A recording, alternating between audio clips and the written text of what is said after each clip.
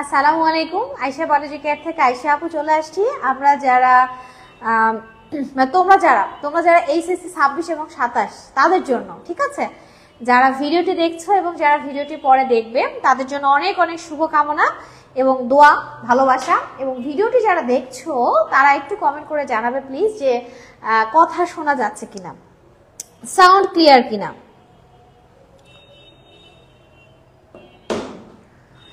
আজকে আমরা আজকে আমরা শুরু করব এইচএসসি বায়োলজি বোটানি দিয়ে আমরা শুরু করেছি এবং এটা আমাদের হচ্ছে প্রথম সাইকেল। তোমরা হয়তো ইতিমধ্যে জেনেছো বা ভিডিওগুলো দেখলে জানতে পারবে আস্তে আস্তে যে আমি বায়োলজির উপরে তোমাদের 8টা সাইকেল এখানে নিয়ে আসবো ইনশাআল্লাহ। এটা হচ্ছে ফার্স্ট সাইকেল এবং এই সাইকেলটা তোমরা যারা এইচএসসি 26 সাল এবং 27 সাল সবার জন্য সবাই করতে পারবে ইনশাআল্লাহ, ঠিক আছে। এবং এটা হচ্ছে বোটানির প্রথম, দ্বিতীয় এবং তৃতীয় চ্যাপ্টারের উপরে এই সাইকেলটা চলছে। তো আজকে আমরা ফার্স্ট সাইকেলের ফার্স্ট ক্লাস করব, ঠিক আছে। এবং আমাদের ক্লাস টপিকটা নিশ্চয়ই বুঝতে পারছো, কোষ ও কোষের গঠন। এটা একটা কি বলবো, এটা একটা বিশাল বড় চ্যাপ্টার এবং এটা খুবই গুরুত্বপূর্ণ একটা চ্যাপ্টার। তুমি যদি এই চ্যাপ্টারটা ফার্স্টে না পড়ো, অন্য চ্যাপ্টার দিয়ে শুরু করো, তাহলে তোমার সমস্যা। মানে এই চ্যাপ্টারটা দিয়ে তোমাকে শুরু করতে হবে। যারা তোমরা এইচএসসি 27 সালের স্টুডেন্টরা আছো তাদের জন্য বলছি, কারণ যারা 26 সালে তারা ইতিমধ্যে এটা পড়ে ফেলেছো, তারা রিভিশনের জন্য এই ক্লাসটা করো। এবং যারা এইচএসসি 27 সালের স্টুডেন্ট তাদের জন্য আমি বলছি, আমি ক্লাসটা এত সহজ করে ভেঙ্গে এত সুন্দর করে নেওয়ার চেষ্টা করব সহজভাবে, যে আমার বিশ্বাস যে তোমাদের ভীষণ ভালো লাগবে। এবং ভিডিওটা যখন তোমরা দেখবে তখন ইনশাআল্লাহ কমেন্ট করে জানাবে যে ক্লাসটা কেমন লাগলো এবং তোমরা তোমাদের ফ্রেন্ডদের সাথে অবশ্যই ভিডিওটা শেয়ার করবে। তাহলে আমরা কিন্তু এই চ্যাপ্টারের ওপরে 20টা ক্লাস নিব। এই যে কোষ এবং কোষের গঠন, এই চ্যাপ্টারের উপর আমরা 20টা ক্লাস নিব। এই 20টা ক্লাসের মধ্যে 20টা ক্লাসেই প্রেজেন্ট থাকতে হবে এবং আমরা 1, 2, 3টা চ্যাপ্টার পরে তোমাদের সুন্দর চমৎকার পিডিএফ উপহার দিব, ঠিক আছে। এবং এই পিডিএফটা পড়লে একদম পুরো নোট এইটা পড়লে এবং এই ক্লাসগুলো পড়লে তোমার 100তে 100 ইনশাআল্লাহ, ঠিক আছে। তাহলে আজকে আমরা ক্লাসটা শুরু করি এবং আমি কিন্তু প্রথম থেকে শুরু করব যেন যারা 27 সালের স্টুডেন্ট তাদের খুব সুবিধা হয়, ঠিক আছে। তাহলে ফার্স্টে আমরা যে বিষয়টা দেখতে পাচ্ছি, এখানে একটা সুন্দর চিত্র দেখতে পাচ্ছি, সেটা হচ্ছে একটা কোষের চিত্র দেখতে পাচ্ছি। একটা দারুণ একটা সুন্দর একটা ঝকঝকা তকতকা একটা কি দেখতে পাচ্ছি, কোষ দেখতে পাচ্ছি। তাহলে এখন আমার প্রশ্ন হচ্ছে, এই যে তুমি কোষ দেখতে পাচ্ছ, এই কোষটা আসলে কি কোষ বলতে পারো? উদ্ভিদ কোষ না প্রাণী কোষ? হ্যাঁ, এটা হচ্ছে একটা উদ্ভিদ কোষ, কারণ একদম সবুজ সুন্দর দেখে আশা করছি বুঝতে পারছো। এবং আমরা এই কোষ নিয়ে কথাবার্তা বলবো যে আসলে কোষ কাকে বলে বা কোষ কিভাবে আবিষ্কার করা হয় বা নামকরণ করেন কে। হ্যাঁ, মানে আনুষঙ্গিক যে কথাবার্তাগুলো আমরা আজকে সেটা কমপ্লিট করে ফেলবো। এবং আমরা কিন্তু ক্লাস শেষ করার পরে আমরা পরবর্তীতে 3টা ক্লাস শেষ করার পরে পরবর্তীতে কিন্তু আমরা বই থেকে মিলাই দিব সুন্দর করে। হ্যাঁ, এমসিকিউ বলো বা প্রশ্নগুলো বলো, আমরা বই থেকে মিলাই দিব, তাহলে তোমাদের জন্য কি হবে, সুবিধা হবে। তাহলে ফার্স্টে আমরা দেখি, এই যে আমরা কোষটা দেখলাম, চমৎকার একটা কোষ। তাহলে এখন যদি আমি তোমাদেরকে বলি যে কোষের একটা সংজ্ঞা দাও, হ্যাঁ, তুমি কোষ বলতে কি বুঝো, কোষের একটা সুন্দর সংজ্ঞা দাও, তাহলে আমরা কোষের একটা চমৎকার সংজ্ঞা দিতে পারি। কোষ কি বলতে পারবা? কোষ হচ্ছে জীবদেহের গঠন এবং কিসের একক বলতো? গঠন এবং কাজের একক।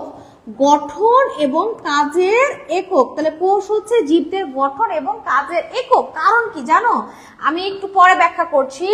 স্বনির্ভর, হ্যাঁ, এটা হচ্ছে স্বনির্ভর, এটা আত্মপ্রজননশীল, হ্যাঁ, আত্মপ্রজননশীল, বৈষম্য ভেদ্য পর্দা দ্বারা পরিবেষ্টিত, বৈষম্য ভেদ্য পর্দা দ্বারা পরিবেষ্টিত, বৈষম্য ভেদ্য পর্দা দ্বারা পরিবেষ্টিত নির্দিষ্ট প্রোটোপ্লাজম নিয়ে গঠিত। নির্দিষ্ট কি নিয়ে গঠিত হবে?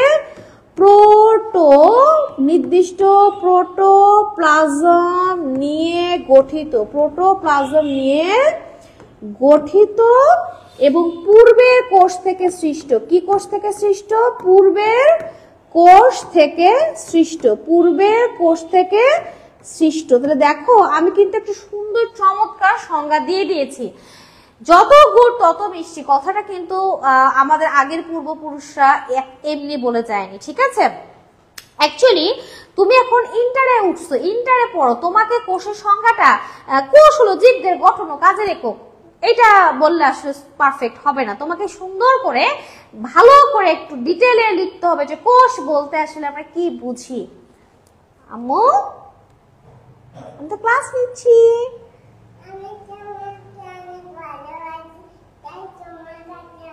ওকে ঠিক আছে, পাপার কাছে যাও।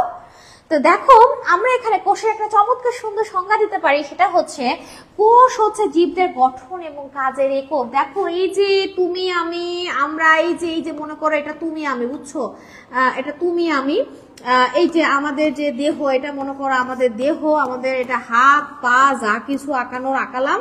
এখন এই যে পুরো যে দেহ, এই দেহটা গঠিত হয়েছে কিন্তু আমাদের কোষ দিয়ে, এবং দেহের প্রত্যেকটা কোষই কিন্তু কি করে? বিভিন্ন রকম কাজ সম্পন্ন করে। তাহলে আমরা সহজে বলতে পারি জীবদের গঠন ও কাজের একক স্বনির্ভর আত্মপ্রজননশীল। কোষ কারো উপর নির্ভরশীল নয় রে ভাই, একা একাই সে কি করে? সংখ্যা বৃদ্ধি করতে থাকে, হ্যাঁ, কারো উপর নির্ভরশীল নয়। বৈষম্যভেদ পর্দা দ্বারা পরিবেষ্টিত। কোষের যে কোষ ঝিল্লিটা আছে, এই যে কোষ ঝিল্লি, হ্যাঁ, এই কোষ ঝিল্লিতে ছোট ছোট ছোট ছোট কি আছে? ছিদ্র আছে, যেটা হচ্ছে বৈষম্যভেদ। তার মানে এই ছিদ্র দিয়ে প্রয়োজনে পানি যাওয়া আসা করতে পারবে শুধু, এবং খুবই ক্ষুদ্র ক্ষুদ্র কিছু মলিকুল যাওয়া আসা করতে পারবে, আর কিছু না। এটাকে আমরা কি বলছি? বৈষম্যভেদ পর্দা দ্বারা পরিবেষ্টিত নির্দিষ্ট প্রোটোপ্লাজম নিয়ে গঠিত।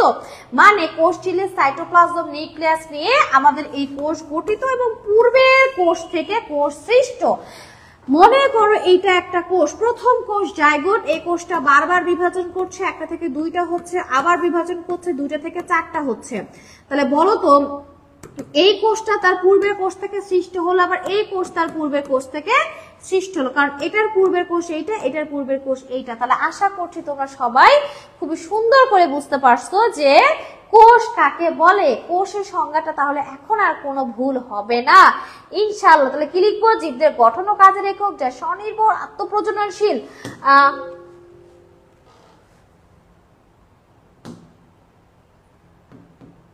যা স্বনির্ভর আত্মপ্রজননশীল বৈষম্যভেদ্য পর্দা দ্বারা পরিবেষ্টিত নির্দিষ্ট পরিমাণ প্রোটোপ্লাজম নিয়ে গঠিত এবং পূর্বে কোষ থেকে সৃষ্ট, তাকেই আমরা কি বলবো? কোষ বলবো। তাহলে এখন আমাকে বলো তো কোষের সংজ্ঞাটা কি মানে তোমাদের ভুল হবে? আশা করছি তোমাদের কোষের সংজ্ঞাটা ভুল হবে না। এখন এই যে কোষ, এই কোষ আবিষ্কার করেন কে বা কোন বিজ্ঞানী? এটা আমরা পড়বো বিজ্ঞানী রবার্ট হুক। কত সালে? 1665 সালে। কত সালে? 1665 সালে বিজ্ঞানী রবার্ট হুক সেল আবিষ্কার করেন এবং সেল নামকরণ করেন। আমরা এখন যে প্রশ্নে চলে যাব সেটা হচ্ছে সেল নামকরণ করা হয় কিভাবে বা কে নামকরণ করেন। দেখো আমরা একটা চমৎকার পিকচার এখানে রেখে দিয়েছি, নিশ্চয়ই পিকচারটা দেখে তোমাদের খুব সুন্দর একটা ফিলিংস আসছে, কারণ এখানে একটা একদম রসালো একটা কি দিয়েছে বলতো? একটা মধু মধু মধু মৌমাছির চাক এবং মৌমাছিও আছে, মৌমাছির চাকও আছে, মৌমাছিও আছে, মধুও আছে, তুমি অনেক কিছু পাবা। আবার মধুকে সংরক্ষণ করার জন্য আবার বোতলও দিয়ে দিছি। তাহলে বুঝো আপু কিন্তু সবকিছু দিয়ে দিছে তোমাদের, তাই না? তাহলে তোমরা এখানে মৌমাছির চাকও দেখতে পাচ্ছ, চাকের মধ্যে আবার মধুও দেখতে পাচ্ছ, আবার মৌমাছিও কিছু আছে, দুষ্টামি করলে ভুল ফুটাই দিবে, তখন কিন্তু বিপদ হয়ে যাবে। আবার এই মধুগুলোকে সংরক্ষণ করার জন্য একটা বোতলও দিয়ে দিচ্ছে, তাহলে এখন বসে বসে মধু খাও। আচ্ছা, অ্যাকচুয়ালি এটা দেওয়ার একটা কারণ আছে, আমরা এই যে বইয়ে পড়বো, আমাদের এখানে দেখো সুন্দর চমৎকার চমৎকার ভাবে দিয়ে দেওয়া আছে। আমি কিন্তু আবারও বলছি সোনারা, আবারও বলছি ক্লাসগুলো ভালোভাবে করতে হবে। আমি কথা দিচ্ছি, প্রতিশ্রুতি দিচ্ছি যে আমি আয়েশা আপু যদি বেঁচে থাকি তোমাদেরকে এইচএসসি 26-27 সালের পুরো কোর্সটা আমি ইনশাআল্লাহ করাই দিব এখানে তোমাদের শুধু অ্যাক্টিভ থাকতে হবে এবং নোট সহ করাই দিব ইনশাআল্লাহ। এবং এই ক্লাসগুলো তোমরা আমাদের ইউটিউব চ্যানেল আয়েশা বায়োলজি পলাশ কেমিস্ট্রিতে গিয়ে দেখতে পারবা ইনশাআল্লাহ। ঠিক আছে, তোমাদের ভালোর জন্য যা যা করতে হবে সবকিছু করব। তোমরা শুধু যে কাজটা করবা, ভিডিওটা দেখার পরে একটু এখানে আমাদের পেজের সাথে যুক্ত হবা, আমাদের ইউটিউব চ্যানেলের সাথে যুক্ত হবা এবং ফ্রেন্ডদেরকে একটু জানাই দিবা। আর কি করবা, একটু ভালো করে পড়াশোনা করবা যেন তোমরা ভালো রেজাল্ট করতে পারো এবং আমার মুখটা উজ্জ্বল হয়। ঠিক আছে, তাহলে এই যে সুন্দর করে দেখো বই কিন্তু দিয়ে দেওয়া আছে। আমি কিন্তু আবুল হাসান স্যারের বইটা ফলো করছি, আমি আরো বেশ কিছু বই ফলো করি, বাট আবুল হাসান স্যারের বইটা বেশি ফলো করি। ঠিক আছে, আমি তোমাদেরকে এই আবুল হাসান স্যারের বই থেকেই সবকিছু সুন্দর করে দাগাই দিব এবং আমি একটু সুন্দর পিডিএফ তোমাদেরকে উপহার দিব ইনশাআল্লাহ, কথা দিচ্ছি। ক্লাসগুলো করতে থাকো। তাহলে এখন আমার প্রশ্ন হচ্ছে, কোষ নামকরণ করেন কোন বিজ্ঞানী? কোষ, এই যে কোষ, সেল নামকরণ করেন কোন বিজ্ঞানী? এখানে সুন্দর করে দিয়ে দেওয়া আছে। কি দিয়ে দেওয়া আছে আমরা এখন একটু পড়ি। সেটা হচ্ছে এই যে আমরা বোতলটা এখানে কিন্তু মধু খাওয়ার জন্য দিইনি। হ্যাঁ, কেন দিচ্ছি বলি, অনেক আগে, এখন অবশ্য বর্তমানে বোতলের ছিপি হিসেবে হচ্ছে টিনের ছিপি অথবা রাবারের ছিপি ইউজ করে। আর আগে কিন্তু বোতলের ছিপি বা বয়ামের ছিপি হিসেবে কাঠের ছিপি ইউজ করা হতো। তো এখন এখন বিজ্ঞানী রবার্ট হুক, বুঝছো, এই যে রবার্ট হুক, বিজ্ঞানীদের মাথার মধ্যে তো আসলে কি বলবো, মানে রবার্ট হুক, এটা আবার মানে না, রবার্ট হুক মানে বিজ্ঞানী মানে হচ্ছে তাদের মাথার মধ্যে বেশ কিছু উল্টাপাল্টা চিন্তা ভাবনা আসবে এবং সেই চিন্তা নিয়ে তারা ভাবতে ভাবতেই সেই উল্টাপাল্টা জিনিস থেকে তারা একটা কি বলবো বিশাল কিছু আবিষ্কার করে ফেলবে। তারাই হচ্ছে বিজ্ঞানী এবং অনেক ধৈর্য সহকারে তারা সেই কাজগুলো করবে, এই জন্যই তারা বিজ্ঞানী। তো দেখো তার এই বোতলের ছিপি, তিনি একদিন বোতলের ছিপি দেখলেন এবং বোতলের ছিপি দেখার পর তার মাথায় চলে আসলো যে বোতলের ছিপিটাকে তিনি ডিসেকশন করবেন। বুঝছো, ডিসেকশন করবেন, ভালো কথা। ডিসেকশন মানে একেবারে চিকন চিকন চিকন চিকন করে কেটে ফেললেন। কেটে ফেলে তিনি অণুবীক্ষণ যন্ত্রের নিচে দেখলেন।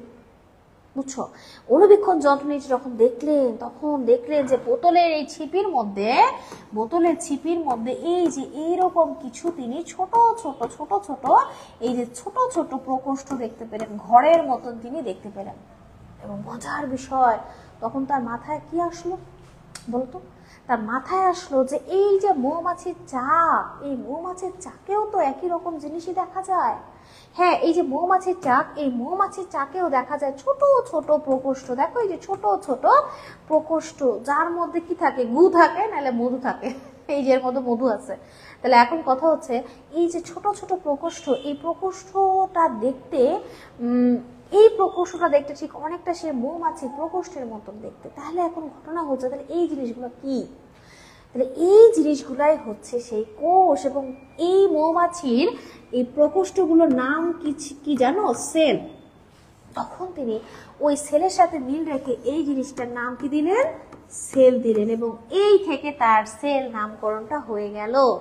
সেল হচ্ছে ল্যাটিন শব্দ সেলুলা থেকে এসেছে, যার অর্থ হচ্ছে ক্ষুদ্র প্রকোষ্ঠ। ঠিক আছে, ক্ষুদ্র প্রকোষ্ঠ। এই ছোট ছোট ঘরগুলো খুবই ছোট ছোট, এই জন্য এটাকে আমরা কি বলি? সেল বলি। তাহলে মৌমাছি চাকের সেই সেলের সাথে মিল রেখে এই কোষগুলোর নাম কে দিয়েছে? রবার্ট হুক সেল নাম দিয়েছে। তাহলে এভাবে সেল নামকরণ করা হয়। এছাড়া তিনি দেখলেন যে সন্ন্যাসীরা কিন্তু একজন একটা ঘরেই থাকে, সেই ছোট ছোট ঘরগুলোকে সেল বলা হয়। আবার জেলখানার যে ছোট ছোট ঘরগুলো আছে, একটা ঘরে একটা কয়েদিকে রাখা হয়। অবশ্য বাংলাদেশে জেলখানা মনে হয় এরকম নাই, না, একটা ঘরের মধ্যে অনেক কয়েদিকে রাখা হয়, ঠাইসে রাখা হয়, বাজে পরিবেশ। তো যাই হোক, আমি অবশ্য কোনোদিন জেলে যাইনি, আল্লাহর কাছে দোয়া করে যেন এসব না যেতে হয়।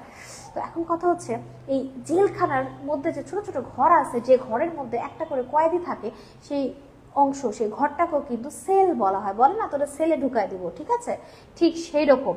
তাহলে সেল নামকরণ করা হয় কিভাবে এবং কোন বিজ্ঞানী করেন, আশা করি তোমরা বুঝতে পেরেছো। আমি একটু সুন্দর করে বলে দিই যে 1665 সালে বিজ্ঞানী রবার্ট হুক বোতলের ছিপি, মানে বোতলের কাঠের যে ছিপি, সেটাকে ডিসেকশন করেন এবং অণুবীক্ষণ যন্ত্রের নিচে দেখেন যে কি দেখতে পেলেন? ছোট ছোট কিছু প্রকোষ্ঠ, এবং তখন তিনি মৌমাছির চাকের এই প্রকোষ্ঠগুলো বা সেলের সাথে মিল রেখে নাম দিয়েছেন কি সেল, এবং এই সেল শব্দটা ল্যাটিন সেলুলার শব্দ থেকে চলে আসছে, এবং এভাবেই নামকরণ করা হয়। তবে হ্যাঁ, রবার্ট হুক যে সেলটা দেখেছিলেন সেই সেলটা ছিল মৃত কোষ, কারণ কাঠের ছিপি তো মৃত, ঠিক আছে, শুকনো ছিপি যেহেতু। পরবর্তীতে বিজ্ঞানী অ্যান্টনি ভন লিউয়েনহুক, উনিও হুক কিন্তু লিউয়েনহুক, তিনি আবার যে কোষ দেখেছিলেন সেটা ছিল তোমার জীবিত কোষ। তাহলে মৃত কোষ কে দেখেন? রবার্ট হুক, আর জীবিত কোষ কে দেখেন? Antonie van Leeuwenhoek. তাহলে আশা করছি তোমরা এই অংশটা বুঝতে পেরেছো, কোষ কিভাবে আবিষ্কৃত করা হয় বা আবিষ্কার হয়।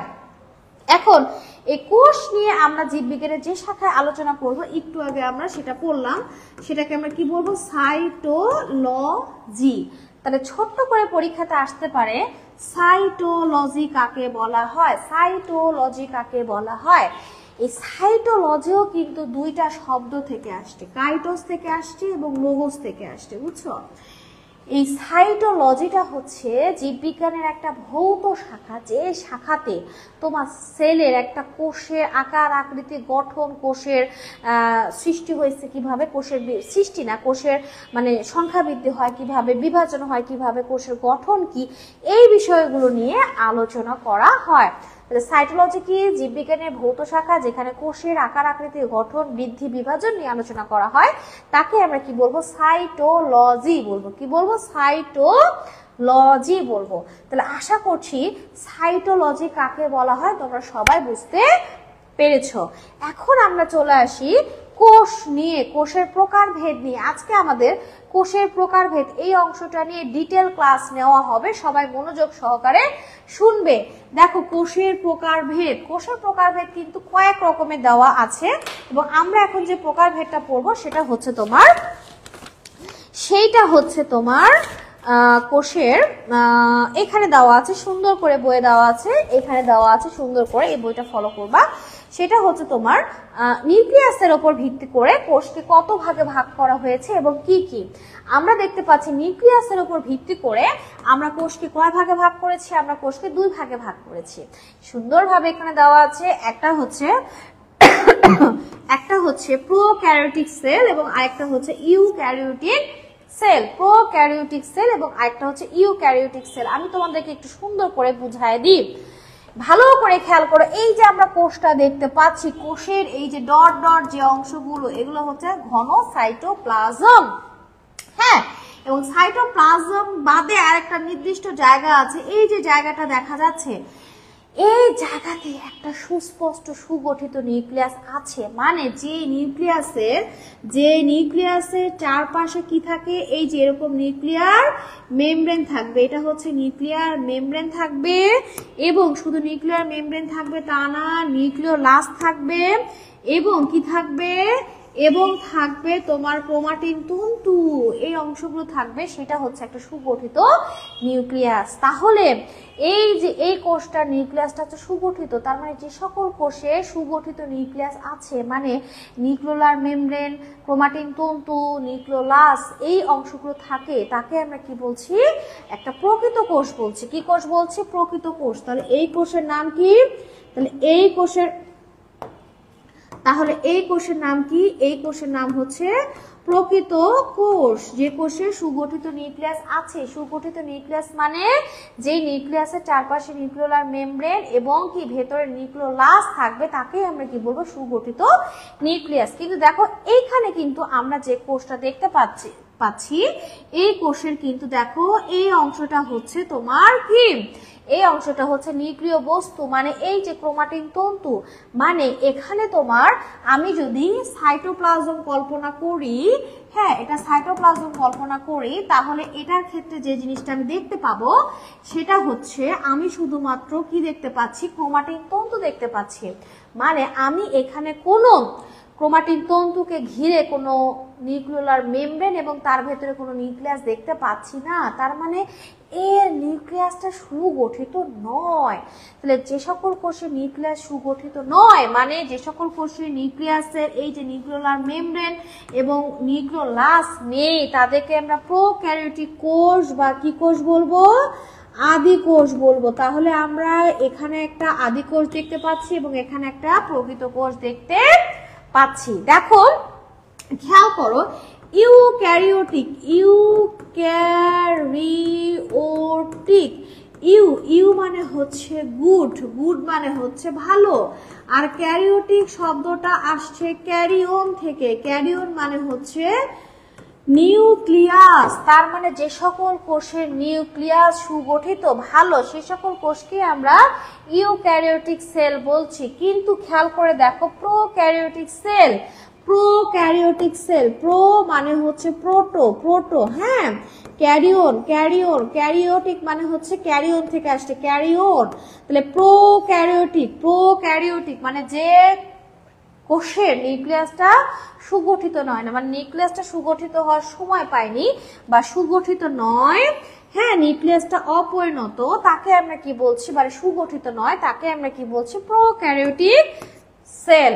তাহলে প্রোক্যারিওটিক সেল মানে যার নিউক্লিয়াস সুগঠিত নয়, ইউক্যারিওটিক সেল যার নিউক্লিয়াসটা সুগঠিত। একটু ভালো করে খেয়াল করলেই তোমরা বুঝতে পারবা। দেখো যেহেতু এই কোষের নিউক্লিয়াসের চারপাশে যে নিউক্লিয়ার মেমব্রেন আছে, এই জন্য দেখো ভেতরের যে তোমার নিউক্লিওলাস ক্রোমাটিন বস্তু সবকিছু সাইটোপ্লাজম থেকে কিন্তু কি আছে, পৃথক আছে, মানে সাইটোপ্লাজম থেকে এই নিউক্লিয় বস্তুকে পৃথক করার জন্য নিউক্লিয়াসের চারপাশে কি আছে, নিউক্লিয়ার মেমব্রেন আছে। কিন্তু এখানে যেহেতু এর চারপাশে কোনো নিউক্লিয়ার মেমব্রেন নেই, তাই দেখো এটা নিউক্লিয় যে বস্তু মানে ক্রোমাটিন তন্তু কার মধ্যে বিক্ষিপ্ত অবস্থায় ছড়িয়ে ছিটিয়ে রয়েছে, হ্যাঁ, সাইটোপ্লাজমের মধ্যে ছড়িয়ে ছিটিয়ে আছে। এখন কথা হচ্ছে এই যে আমরা কোষ দেখতে পাচ্ছি আদি কোষ এবং প্রকৃত কোষ, এই আদি কোষ এবং প্রকৃত কোষের ভেতরে যদি আমরা প্রবেশ করি তাহলে আমরা এখানে কি দেখতে পাচ্ছি বলতো, একটা বড় কোষ গহ্বর দেখতে পাচ্ছি, প্লাস্টিক দেখতে পাচ্ছি, mitochondria, Golgi body, ribosome, lysosome সব কিছু দেখতে পাচ্ছি, কারণ এখানে সকল প্রকার অঙ্গাণুই আছে এবং এটার গঠন কিন্তু বেশ জটিল। এইখানে কিন্তু তুমি দেখো, এখানে তুমি কিন্তু এই lysosome, endoplasmic reticulum, Golgi body, plastic কিছুই দেখতে পাচ্ছ না, শুধু এখানে কিছু রাইবোজোমকে দেখতে পাচ্ছ, একটার সাথে আরেকটা মালার মতন যুক্ত আছে, তাই এখানে বলা হচ্ছে পলিরাইবোজোম, পলিরাইবোজোম। তাহলে এখানে শুধুমাত্র কোষীয় অঙ্গাণু বলতে কি আছে, রাইবোজোম আছে, কিন্তু এখানে তোমার সকল অঙ্গাণু এর মধ্যে উপস্থিত আছে। যেহেতু এখানে অনেক বেশি অঙ্গাণু আছে তাই এটার গঠনটা কিন্তু জটিল হবে। তাহলে প্রকৃত কোষ তুলনামূলকভাবে জটিল প্রকৃতির, আর আদি কোষ তুলনামূলকভাবে ছোট এবং সরল প্রকৃতির হয়ে থাকে। এখানে আমরা আরো বেশ কিছু গুরুত্বপূর্ণ জিনিস একটু পড়ার চেষ্টা করছি, ভালো করে খেয়াল করো। এই যে তোমার নিউক্লিয় বস্তু ক্রোমাটিন তন্তু, এই যে ক্রোমাটিন তন্তু, এইখানে কিন্তু তোমার হিস্টোন প্রোটিন থাকে না, কি থাকে না, হিস্টোন প্রোটিন থাকে না, হিস্টোন প্রোটিন থাকে না, এবং হিস্টোন প্রোটিন, এই প্রোটিনটাই ক্রোমোজোমের মূল গঠনের একক বা অংশ। যেহেতু এখানে কোনো ক্রোমাটিন তন্তুতে হিস্টোন প্রোটিন থাকে না, তাই এর যে ক্রোমোজোম তৈরি হবে সেটা প্রকৃত ক্রোমোজোম নয়। আর এখানে যে ক্রোমাটিন তন্তু থাকে সেখানে হিস্টোন প্রোটিন থাকবে, যার কারণে এই ক্রোমোজোমটা হবে প্রকৃত। এখানে যেহেতু ক্রোমোজোমটা প্রকৃত নয়, অপ্রকৃত, তাই এখানে বিভাজনটা হবে খুবই সরল প্রকৃতির। এখানে বিভাজনটা হবে কি, অ্যামাইটোসিস, মানে একটা থেকে কয়টা হবে, দুইটা, সরাসরি একটা থেকে কয়টা হবে, দুইটা কোষের সৃষ্টি হবে। আর যেহেতু এদের নিউক্লিয়াসটা তোমার কি ধারণ করছে, ক্রোমাটিন তন্তু, এবং ক্রোমাটিন তন্তুটা হচ্ছে প্রকৃত ক্রোমোজোম ধারণ করছে, যেহেতু হিস্টোন প্রোটিন আছে, তাই এদের যে বিভাজনটা হবে জটিল প্রকৃতির। কি বিভাজন বলতো, বিভাজনটা হবে মাইটোসিস এবং বিভাজনটা হবে মিওসিস। তাহলে কি বিভাজন হবে, মাইটোসিস এবং বিভাজনটা হবে মিওসিস। তাহলে আশা করছি তোমরা খুব ভালোভাবে বুঝতে পারছো। এখন এই কোষ দুইটার দিকে আমরা যদি তাকাই তাহলে আমরা আরো কি জিনিস দেখতে পাবো, এই যে তোমার প্রোক্যারিওটিক সেল, এখানে শুধুমাত্র কোন জীবেরা অবস্থান করবে, মনেরা যে রাজ্যটা আছে না, যেখানে বিভিন্ন ব্যাকটেরিয়া সায়ানোব্যাকটেরিয়া থাকে সেই রাজ্যের জীবেরা অবস্থান করবে তোমার এখানে কোথায় প্রোক্যারিওটিক সেল। এই প্রোক্যারিওটিক সেল এর মধ্যে আদিকোষী কারা, আর ইউক্যারিওটিক কোষ কারা কারা, কাদের কাদের কোষ? ইউক্যারিওটিক কোষ আমরা মনেরা বাকি যে রাজ্যগুলো আছে, যেমন কি আছে বলতো, প্রোটিস্টা আছে, তারপরে কি আছে ফানজাই আছে, তারপরে কি আছে বলতো প্ল্যান্টি আছে, এবং অ্যানিমেলিয়া। কি আছে? অ্যানিমেলিয়া। তার মানে সমস্ত প্রোটিস্টার মধ্যে বিভিন্ন শৈবাল, অ্যামিবা, ফানজাইয়ের মধ্যে সমস্ত ছত্রাক, প্ল্যান্টির মধ্যে প্ল্যান্টির মধ্যে সমস্ত উদ্ভিদ, অ্যানিমেলিয়ার মধ্যে সমস্ত প্রাণী। এই সবাই অবস্থান করবে কোথায়? এরা হচ্ছে ইউক্যারিওটিক সেল, এরা সবাই আদিকোষী, ইউক্যারিওটিক সেল, এরা সবাই প্রকৃত কোষী। এবং এই যে প্রকৃত কোষী যারা আছে এরা কিন্তু এককোষীয় হতে পারে এবং এরা বহুকোষীয় হতে পারে, মানে এরা এককোষীয় হয় আবার বহুকোষীয় হয়। কিন্তু যারা প্রোক্যারিওটিক কোষ বহন করছে, মানে যারা হচ্ছে আদিকোষী, তারা শুধুই মাত্র এককোষী এবং এরা হচ্ছে আণুবীক্ষণিক, মানে একটাই কোষ থাকবে এবং অণুবীক্ষণ যন্ত্রের সাহায্য ছাড়া আমরা এদেরকে দেখতে পাবো না। বাট এদেরকে আমরা অনেক ছোট হলে অণুবীক্ষণ যন্ত্র দিয়ে দেখতে পাবো এবং এরা আকারে কিন্তু বড় হয়, মানে এরা আণুবীক্ষণিকও হয়, বৃহত্তম হয়, আবার এরা এককোষীয় হয়, আবার কি হয় বহুকোষীয় হয়ে থাকে। এদের যখন শ্বসন হবে, এই শ্বসনটা মূলত অবাধ শ্বসন। অবাধ শ্বসন মানে যে শ্বসনে অক্সিজেনের প্রয়োজন হবে না, বাট এদের শ্বসনটা কিন্তু সবাধ শ্বসন হয়। কি শ্বসন? সবাধ শ্বসন, এবং শক্তি উৎপাদন হয় অনেক বেশি পরিমাণে। তবে এদের ক্ষেত্রেও কারো কারো ক্ষেত্রে অবাধ শ্বসনও হয়ে থাকে, যেমন ছত্রাকের ক্ষেত্রে। ওকে, এদের খাদ্য গ্রহণ পদ্ধতি, কেউ কেউ ফটোসিনথেসিস প্রক্রিয়া খাদ্য তৈরি করে, যেমন প্রোটিস্টার, শৈবাল যারা আছে, আবার কেউ কেউ খাদ্য তৈরি করতে পারে না, যেমন তোমার হচ্ছে অ্যানিমেলিয়ার অন্তর্ভুক্ত সমস্ত প্রাণী। আবার অনেকেই খাদ্য তৈরি করতে পারে, যেমন উদ্ভিদ, মানে এদের মধ্যে সকল শৈবাল সমস্ত উদ্ভিদ খাদ্য তৈরি করতে পারে, এরা হচ্ছে স্বভোজী। আবার কেউ কেউ আছে যেমন সমস্ত প্রাণী আছে, সমস্ত উদ্ভিদ, সমস্ত ছত্রাক আছে, এরা খাদ্য তৈরি করতে পারে না। তাহলে বুঝতে পারছো তো, শৈবাল খাদ্য তৈরি করতে পারে, উদ্ভিদ খাদ্য তৈরি করতে পারে, আর অ্যানিমেলিয়া রাজ্যের অন্তর্ভুক্ত যেমন বিভিন্ন প্রাণী বা সমস্ত প্রাণী এবং সমস্ত ছত্রাক খাদ্য তৈরি করতে পারে না। এদের ক্ষেত্রে আরেকটা জিনিস আমরা খেয়াল করি, এদের যে নিউক্লিয়াস আছে, এদের যে ক্রোমাটিন তন্তু আছে, সেখানে একটা জায়গায় একটা মাত্র ডিএনএ অবস্থান করে এবং ওই জায়গাটাকে আমরা কি বলবো? নিউক্লিওয়েড বলবো, বৃত্তাকার একটা অংশ, নিউক্লিওয়েড আমরা বলবো। আমাদের যারা প্রকৃত কোষী আমরা, তাদের ক্ষেত্রে কিন্তু কোনো নিউক্লিওয়েড থাকবে না। কি থাকবে না? কোনো নিউক্লিওয়েড থাকবে না। এবং এদের ক্ষেত্রে যে রাইবোজোমের কথা আমরা বলছি, সেই রাইবোজোমটা হবে 70S রাইবোজোম, এবং আমরা যারা প্রকৃত কোষী তাদের ক্ষেত্রে যে রাইবোজোমটা হবে সেটা হবে 80S রাইবোজোম। 70S এবং 80S কি, এটা আমরা যখন রাইবোজোম পড়বো তখন আমরা ইনশাল্লাহ বিস্তারিত ভাবে পড়বো। তাহলে এখন আমাকে বলো তো, যদি পরীক্ষাতে তোমার প্রশ্ন আসে আদিকোষ এবং প্রকৃত কোষের মধ্যে পার্থক্য লিখো, তাহলে তোমরা পারবে না? অবশ্যই পারবে ইনশাল্লাহ। আবার যদি প্রশ্ন আসে আদিকোষ বলতে কি বুঝো, প্রকৃত কোষ বলতে কি বুঝো, তাহলেও কিন্তু তোমরা পারবে ইনশাল্লাহ। তাহলে আশা করছি যে এই ক্লাসটা করলে তোমাদের এই অংশটা পুরোপুরি কমপ্লিট হয়ে যাবে ইনশাআল্লাহ, আর কোনো সমস্যা থাকবে না।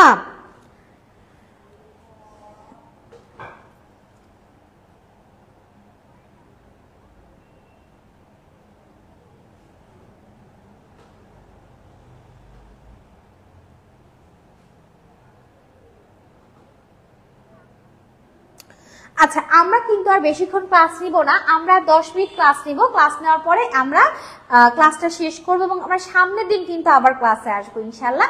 আমরা আবার আগামী সোমবারের দিন ক্লাসে আসবো ঠিক 8:30টার সময়। তোমরা অবশ্যই ভিডিওটা দেখবা প্লিজ, এবং ভিডিওটা দেখার পর ফ্রেন্ডদের সাথে একটু শেয়ার করবা।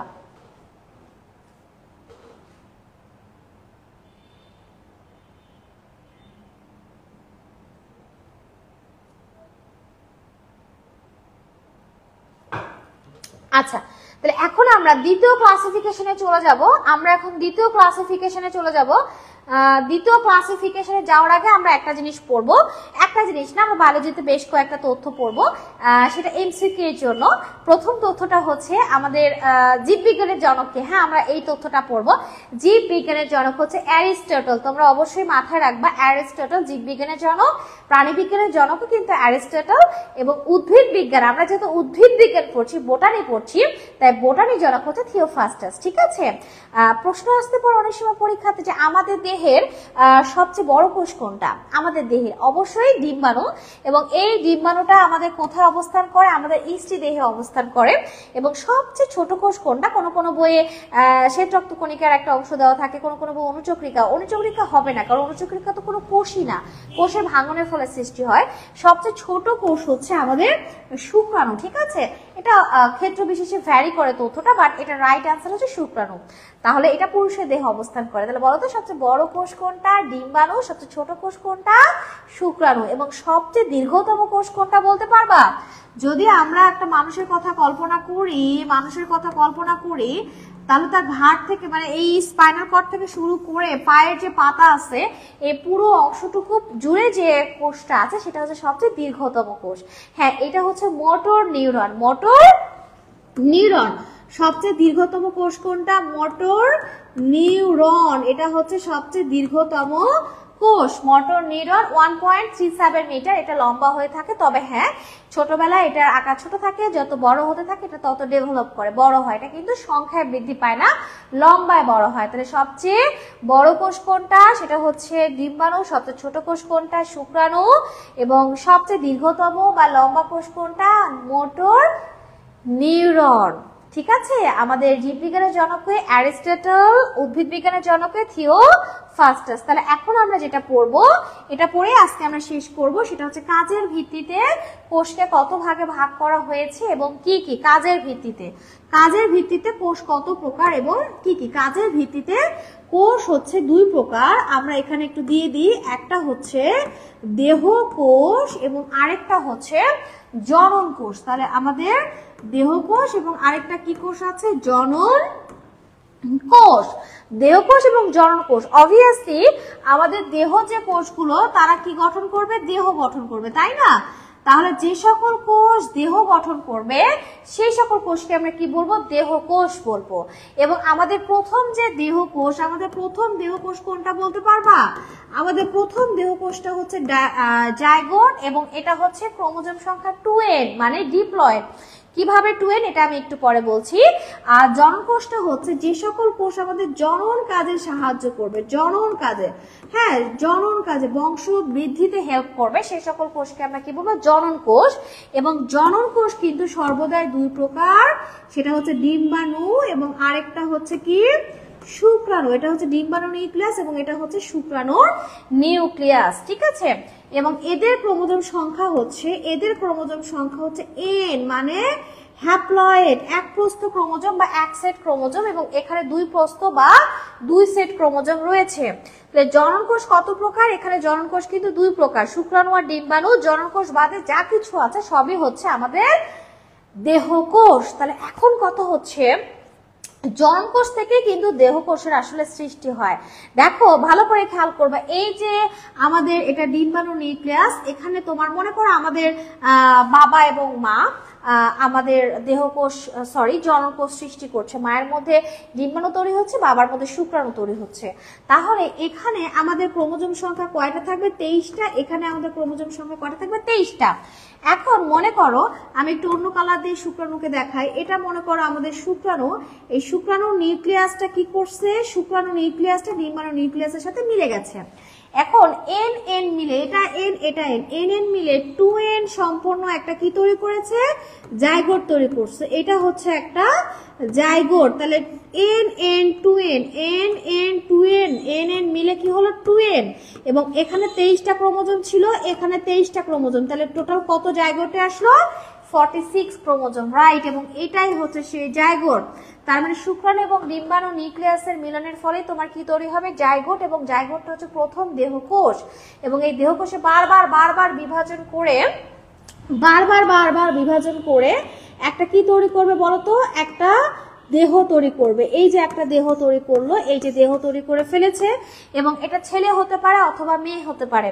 দেখো এই যে ছেলে চুল থেকে পায়ের পাতা পর্যন্ত যা কিছু আছে বা মেয়েটার সবকিছুই হচ্ছে সেই দেহকোষ, এবং ওই জায়গোটের পরের অংশ জায়গোটা বারবার বিভাজন করে সেগুলো তৈরি করেছে। এটা যদি ছেলে হয় বা মেয়ে হয়, ছেলে হলে একসময় তার শুক্রাশয় থাকবে এবং শুক্রাশয়ের ভেতরে জনন মাতৃকোষ তৈরি হবে, সেটা কিন্তু ডিপ্লয়েড। তাহলে এর ভেতরে কি তৈরি হবে বলতো, জনন মাতৃকোষ, এটা হচ্ছে ডিপ্লয়েড। জনন মাতৃকোষ এটা হচ্ছে ডিপ্লয়েড টুইন, এবং এই জনন মাতৃকোষে আবার মিওসিস বিভাজন হবে, হয়ে তোমার কি তৈরি হবে, যেহেতু একটা ছেলে ধরেছি তাই আমরা এটাকে শুক্রাণু কল্পনা করছি, এবং এই শুক্রাণুতে ক্রোমোজোম সংখ্যা তখন কি হয়ে যাবে, মিওসিসের ফলে ক্রোমোজোম কি হয়ে যায়, হ্যাপ্লয়েড হয়ে যায় না, হ্যাপ্লয়েড হয়। তাহলে আমরা জনন কোষের ক্ষেত্রে কি লিখবো, জনন মাতৃকোষে মিওসিস বিভাজনের ফলে কি তৈরি হবে, জনন কোষ তৈরি হবে। জনন কোষ সবসময় কি হ্যাপ্লয়েড, আর দেহকোষ সবসময় কি ডিপ্লয়েড। প্রথম দেহকোষের নাম কি, জাইগোট। দেখো দেহকোষ জাইগোটটা যদি না থাকতো, জাইগোটটা বারবার মাইটোসিস প্রক্রিয়া বিভাজন করে যদি একটা বড় দেহ তৈরি না করতো, শুক্রাশয় ডিম্বাশয় তৈরি না করতো, তাহলে কিন্তু তার ভেতরে জনন মাতৃকোষও তৈরি হতো না, আর সেখানে মিওসিস বিভাজন হয়ে শুক্রাণু ডিম্বাণু তৈরি হতো না। তার মানে বুঝতে পারছো জাইগোট কত গুরুত্বপূর্ণ। আবার যদি দেখো শুক্রাণু ডিম্বাণু না তৈরি হতো, সেই শুক্রাণু ডিম্বাণু নিউক্লিয়াসে যদি না মিলন ঘটতো, তাহলে কি কখনো জাইগোট তৈরি হতো, তাহলে জাইগোটও তৈরি হতো না। তাহলে মানে শুক্রাণু এবং ডিম্বাণু অনেক অনেক বেশি গুরুত্বপূর্ণ। তাহলে আমরা কি বুঝতে পারছি, দেহকোষ এবং জননকোষ একে অপরের সাথে ওতপ্রোতভাবে জড়িত। দেহকোষ থেকেই পরবর্তীতে এক সময় জননকোষ তৈরি হয়, আবার জননকোষ থেকে আমাদের কি তৈরি হয়, দেহকোষ তৈরি হয়। তাহলে আমি ছোট্ট করে একটু ব্রিফ করে শেষ করি। তো দেহকোষ হচ্ছে যে সকল কোষ দেহ গঠন করে সে সকল কোষকে আমরা দেহকোষ বলছি, আর যে সকল কোষ জনন কাজে অংশগ্রহণ করে সেই সকল কোষকে আমরা জনন কোষ বলছি। জনন কোষ জনন মাতৃকোষ থেকে তৈরি হয়, জনন মাতৃকোষে মিওসিস বিভাজনের ফলে হ্যাপ্লয়েড কি তৈরি হয়, জনন কোষ তৈরি হয়। এবং জনন কোষকে আমরা গ্যামিট বলতে পারি, জনন কোষকে আমরা জার্মসে বলতে পারি, এবং এদের ক্রোমোজোম সংখ্যা সর্বদাই হ্যাপ্লয়েড। আর জাইগোটে সবসময় মাইটোসিস বিভাজন হয় এবং দেহ গঠন হয়, এবং জাইগোট সবসময় ডিপ্লয়েড। ঠিক আছে, জননকোষ দুই প্রকার, জননকোষ বাদে যা কিছু আছে সবই হচ্ছে কি, দেহকোষ। তাহলে আশা করছি পরীক্ষাতে যদি ছোট্ট করে প্রশ্ন আসে কাজের ভিত্তিতে কোষ কত প্রকার এবং কি কি তোমরা পারবা ইনশাআল্লাহ। আবার যদি প্রশ্ন আসে দেহকোষ এবং জননকোষের সংজ্ঞা দাও, তাহলেও পারবা ইনশাআল্লাহ। আবার যদি বলে দেহকোষ এবং জননকোষের মধ্যে পার্থক্য লিখো, তাহলেও পারবা ইনশাআল্লাহ। তাহলে এখন আমাকে বলো ক্লাসটা কেমন লাগলো। ক্লাসটা যদি এখন নাও দেখে থাকো, যদি এই মুহূর্তে তুমি দেখে থাকো, পরে দেখে থাকো, তাহলে অবশ্যই ক্লাসটা তুমি মনোযোগ সহকারে দেখবে।